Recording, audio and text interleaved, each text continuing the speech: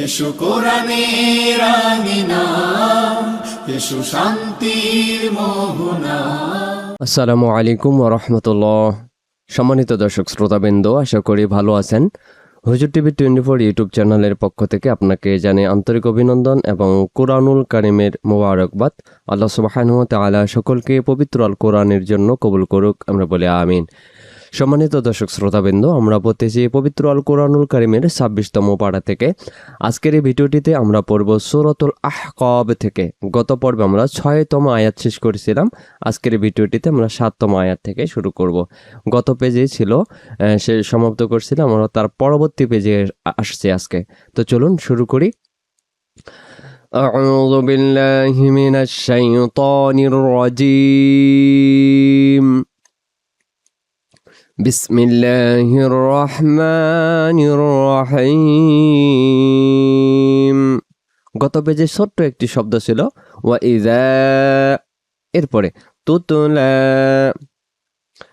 ওয়া ইযা তুতলা আলাইহিম আয়াতুনা বাইয়িনাতিন ক্বালাল্লাযীনা কাফারু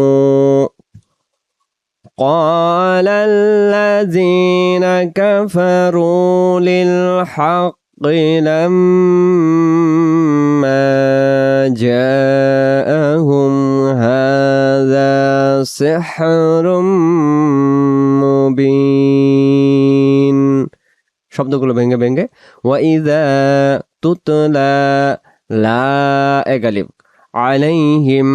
এই জায়গায় আমরা যদি দেখি, এই জায়গায় আমরা যদি খেয়াল করি, এখানে একটা ইয়া আছে, ইয়াতে জবজ্জের পেশ কিছু নেই, এটা এইভাবেই থাকবে। আমরা তুতলা আলাইহিম চলে যাব। আয়াতুনা বাইয়িনাতিন, বাইয়িনাতিন, দুই জেরের বাম পাশে কব অক্ষর থাকার কারণে এই যে অনুষ্কারের মতো উচ্চারণ হবে বাইয়িনাতিন ক্বালাল্লাযীনা, قال الذين كفروا للحق لما جاءهم هذا سحر مبين। তারপরে أم يقولون افتراه أم يقولون افتراه। তারপরে قل إن افتريته قل إن افتريته فلا تملكون لي من الله شيئا شيئا। এই যে আমরা দুই জবর এক জবর বাদ দিয়ে আমরা এক আলিফ টানবো, শাইআ। আমি ইয়াকুলুনা ইফতারাহ, এভাবে দম ছেড়ে দিতে হবে, তারাহ, কারণ এই জায়গায় দম ছেড়ে দেব।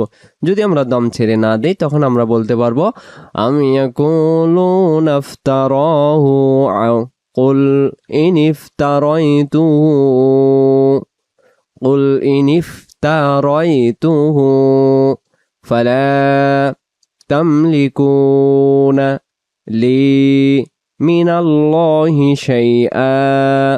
তারপরে هو أعلم بما تفيدون فيه। তারপরে كفى به شهيدا بيني وبينكم كفى به شهيدا بيني وبينكم وهو الغفور الرحيم। এই জায়গায় ওয়াহু ওয়াল যেন শব্দটা আসে, ওয়াহু আল আল যেন উচ্চারণ না হয়, কারণ ওয়াও লাম জবর ওয়াল, কিন্তু এটা মনের ভুলে বা কিভাবে জানি হু আল বোঝা যায়, ওয়াহু আল, তাহলে উচ্চারণটা এখানে হামজা যুক্ত হচ্ছে, হামজা লাম জবর আল, ওয়াও তখন উচ্চারণ হয় না। তাহলে যেমন এখানে শব্দের শুরুতে ওয়া ঠিক মতো স্পষ্ট হয়, আর শব্দের মানে শেষে লামে যখন মিলে আল বোঝা যায়। ওয়াহু ওয়াল, ওয়াহু আল হবে না, ওয়াহু ওয়াল গফুরুর রহিম। তারপরে কুল মা কুনতু, আবার কুল মা কুনতু, তারপরে বিদআম মিনার রুসুলি, বিদআম মিনার রুসুলি ওয়ামা আদরি মা ইউফআলু, ওয়ামা আদরি মা ইউফআলু বিহি ওয়ালা বিকুম, মা ইউফআলু বি ওয়ালা বিকুম ইন আত্তাবিউ ইল্লা মা ইউহা ইলাইয়া ওয়ামা আনা। এই আনাকে টেনে পড়া যাবে না, এটাকে আলিফে জায়েদা বলা হয়। ইলাইয়া ওয়ামা আনা, আমরা যত জায়গায় জবর বামে আলিফ পেয়েছি, যেমন এই জায়গায় একটু ভালো করে খেয়াল করবেন, মিম আলিফ জবর, মা এক আলিফ টান হয়। আবার এটাও লক্ষ্য করেন, এখানে নুন আছে, নুনের বামে আলিফ আছে, এই জায়গায় আলিফটাকে বলা হয় আলিফে জায়েদা। আলিফে জায়েদা কি জিনিস? আলিফ হলো আলিফ, আর জায়েদা শব্দের অর্থ হলো অতিরিক্ত আলিফ, অর্থাৎ এই জায়গায় এই আলিফটা অতিরিক্ত, এখানে এটাকে পড়তে হয় না। আমরা যদি এই জায়গায় উচ্চারণ আনা টেনে পড়ি তখন এটা উচ্চারণ হয়ে যায়। আর এখানে আরবি তাজবিদের গ্রামারের নিয়ম হলো এটাকে পড়া এখানে যাবে না, এটাকে সাইলেন্ট থাকবে। ওয়ামা আনা ইল্লা নাযীরুম মুবিন। পরিচিত একটি সূরার ভিতরে এই আনা আমরা পাই, যে সূরাটির নাম হলো সূরাতুল কাফিরুন। ওয়ালা আনা আবিদুম মা আবাদতুম ওয়ালা আনা, আনা টানা মানা, শুধু আনা টানা মানা, আনা শব্দ টেনে পড়া যায় না। ইলাইয়া ওয়ামা আনা ইল্লা নাযীরুম মুবিন, ইলাইয়া ওয়ামা আনা ইল্লা নাযীরুম মুবিন। তারপরে কুল আরাআইতুম ইন কানা মিন ইনদিল্লাহি, কুল আরাআইতুম ইন কানা মিন ইনদিল্লাহি ওয়া কাফারতুম, ওয়া কাফারতুম, তুম মিম সাকিনে গুন্না হয়ে যাচ্ছে। কেন মিম সাকিন গুন্না হচ্ছে? কারণ এই জায়গায় মিম সাকিন এটা, আর মিম সাকিনের পরে বাম পাশে অক্ষর আছে বা অক্ষর। আরবি তাজবিদের নিয়ম হলো মিম সাকিনের বাম পাশে বা অক্ষর পাইলে মিম সাকিন সেইখানে গুন্না করে পড়তে হয়। ওয়া কাফারতুম, এটাকে বলা হয় মিম সাকিনের ইকফা। ইনদিল্লাহি ওয়া কাফারতুম বিহি ওয়া শাহিদা শাহিদুম মিন বানি ইসরাঈলা, মিন বানি ইসরাঈলা আলা মিসলিহি ফাআমানা ওয়াস্তাকবারতুম, ফাআমানা ওয়াস্তাকবারতুম ইন্নাল্লাহা লা ইয়াহদিল কওমাজ যালিমিন। আলা মিসলিহি ফাআমানা ওয়াস্তাকবারতুম ইন্নাল্লাহা লা ইয়াহদিল কওমাজ যালিমিন। وقال الذين كفروا للذين آمنوا، وقال الذين كفروا للذين آمنوا لو كان خيرا ما سبقونا إليه، وقال الذين كفروا للذين آمنوا لو كان خيرا ما سبقونا إليه وإذ لم يهتدوا به فسيقولون هذا، وإذ لم يهتدوا به فسيقولون هذا। পরবর্তী পেজে পরবর্তী পেজে আসলাম। ইফকুন কদির, ইফকুন কদির। ومن قبله كتاب موسى، ومن قبله كتاب موسى إماما ورحمة، إماما ورحمة. ومن قبله كتاب موسى إماما ورحمة، وهذا كتاب مصدق لسانا عربيا لينذر الذين ظلموا، وهذا كتاب مصدق لسانا عربيا لينذر الذين ظلموا وبشرى للمحسنين، وبشرى للمحسنين. তারপরে إن الذين قالوا ربنا الله، إن الذين قالوا ربنا الله ثم استقاموا فلا خوف عليهم তারপর ولا هم يحزنون. إن الذين قالوا ربنا الله ثم استقاموا فلا خوف عليهم ولا هم يحزنون. أولئك أصحاب الجنة، أولئك أصحاب الجنة خالدين فيها، خالدين فيها জাযাআ। শব্দটা আমরা ভালো করে একটু খেয়াল করি। দুইটি অক্ষর প্রথমে খেয়াল রাখি, এটার নাম জিম আর পরের অক্ষরটার নাম হলো জা। এখন দুই অক্ষর আমরা যদি বলি জাযাআম তাহলে উচ্চারণটা ভুল হয়ে যাবে। তাহলে প্রথমটা জিম অক্ষর জিহ্বার মাঝখান থেকে শক্ত করে পড়বো, আর জা অক্ষর ঝির ঝির আওয়াজ আসবে এরকম জা, জাযা, জাযাআম বিমা কানু ইয়া'মালুন, ইয়া'মালুন, ইয়া'মালুন। أولئك أصحاب الجنة خالدين فيها جزاء بما كانوا يعملون.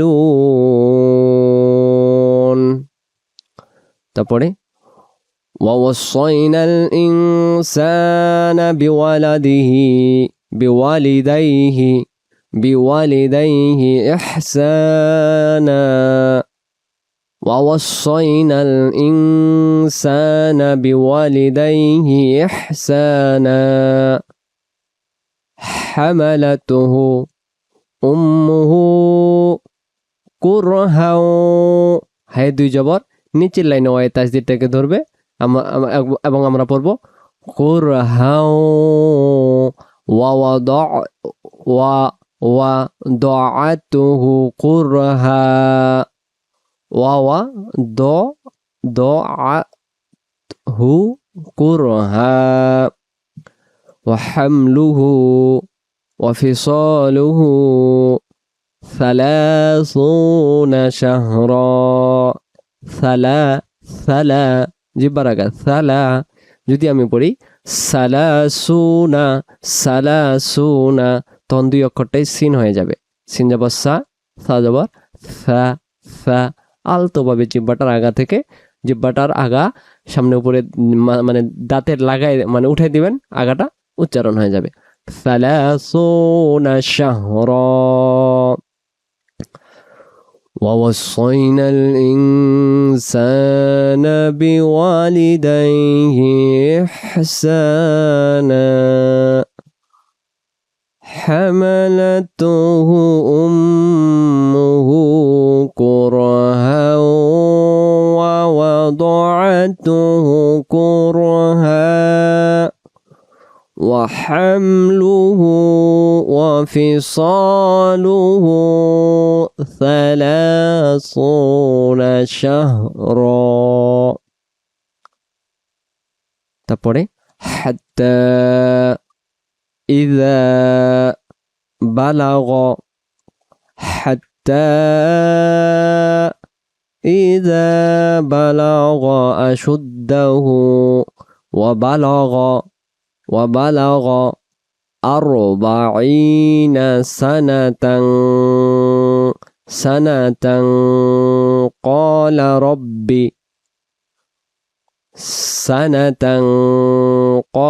ربي أوزعني أن أشكر نعمتك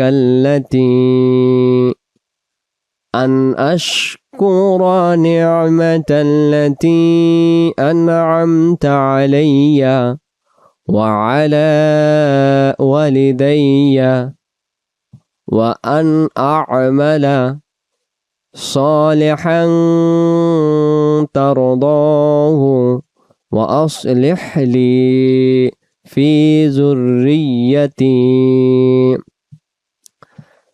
أعمل صالحا ترضاه وأصلح لي في ذريتي إني تبت إليك وإني من المسلمين إني تبت إليك وإني من المسلمين أولئك الذين نتقبل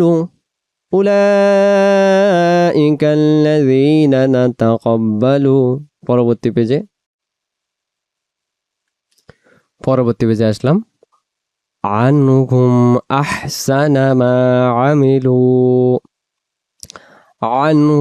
أحسن ما عملوا ونتجاوز عن سيئاتهم في أصحاب الجنة وعد الصدق الذي كانوا يوعدون والذي قال لوالديه أف لكما أتعيداني أن أخرج وقد خلت القرون من قبلي وهما يستغيثان الله ويلك آمن إن وعد الله حق فيقول ما هذا إلا أساطير الأولين সম্মানিত দর্শক শ্রোতাবৃন্দ, আজকের এই ভিডিওটিতে আমরা পড়লাম সূরাতুল আহকাফ থেকে 17তম আয়াত থেকে। আগামী পরবর্তী থেকে পড়ব ইনশাআল্লাহ। আমরা যতদূর সম্ভব আপনাদেরকে কোরআনুল কারীম শেষ পর্যন্ত পড়ানোর জন্য চেষ্টা করতেছি। ভালো লাগলে অবশ্যই মতামত জানাবেন। আজকে পর্যন্তই। আসসালামু আলাইকুম ওয়া রাহমাতুল্লাহি ওয়া বারাকাতুহু।